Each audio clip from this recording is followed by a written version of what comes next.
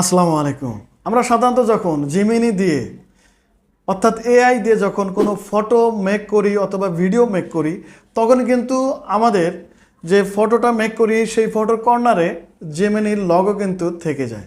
এই লগোটা কিভাবে রিমুভ করবেন, একদম সহজ নিয়মে এই লগো কিন্তু আপনি রিমুভ করতে পারবেন মাত্র 1 মিনিটেই। তো দেখেন, আমার যতগুলো ইউটিউব থাম্বনেল বলেন আর ফেসবুক থাম্বনেল বলেন, আমি কিন্তু এই অ্যাপসটি দিয়েই এই লগো রিমুভ করে থাকি। তো কথা বাড়াবো না, চলে যাব মূল কাজে।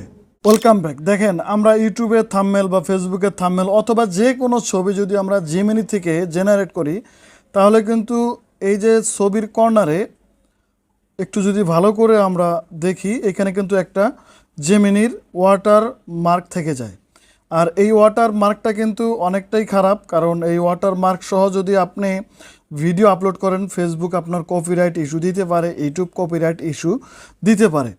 এছাড়াও যদি আমরা পার্সোনাল কাজের জন্য কোনো ছবি এইখান থেকে মেক করি আর সেটাতে যদি এ ধরনের একটা মার্ক থাকে, তাহলে কিন্তু দেখতে অনেকটাই খারাপ লাগে।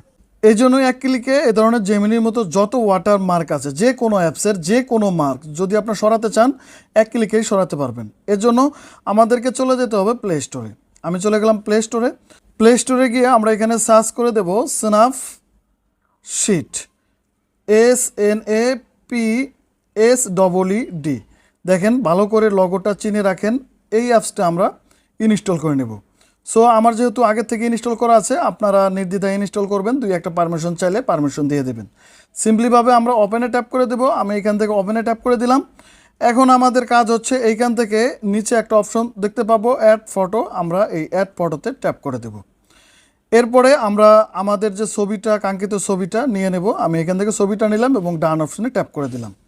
দেখেন, আমার কিন্তু ছবিটা নেওয়া হয়ে গেছে এবং এই ছবির কর্নারে কিন্তু জেমিনির ওয়াটার মার্ক দেখা যাচ্ছে, ওয়াটার লগোটি দেখা যাচ্ছে। এইটা এখন রিমুভ করব। রিমুভ করার জন্য আমরা সিম্পলিভাবে এইখানে একটা অপশন দেখতে পারবো, হার্লিং। আপনারা প্রথম অবস্থায় এটা যদি এইখানে না পান, তাহলে একটু কষ্ট করে ভিতরে দিক যাবেন, এইখানে টুলস অপশনে ট্যাপ করে দিবেন এবং এইখানে কিন্তু অনেকগুলো অপশন দেখতে পারবেন।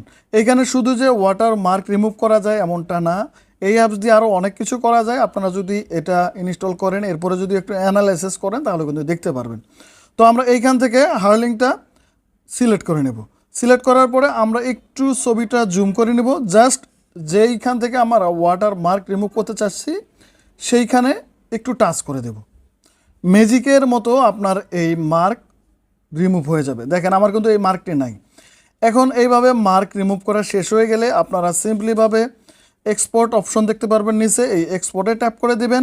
এরপরে এইখান থেকে দেখতে পারবেন সেভ অপশন, জাস্ট সেভ অপশনে ট্যাপ করে দেবেন। তাহলে আপনার গ্যালারিতে এই পিকচারটি সেভ হয়ে যাবে। তো প্রিয় ব্যাচ, এই ছিল পুরো ভিডিওতে। দেখা হবে নতুন কোনো ভিডিও নিয়ে। ততক্ষণ ভালো থাকবেন, সুস্থ থাকবেন। আল্লাহ হাফেজ।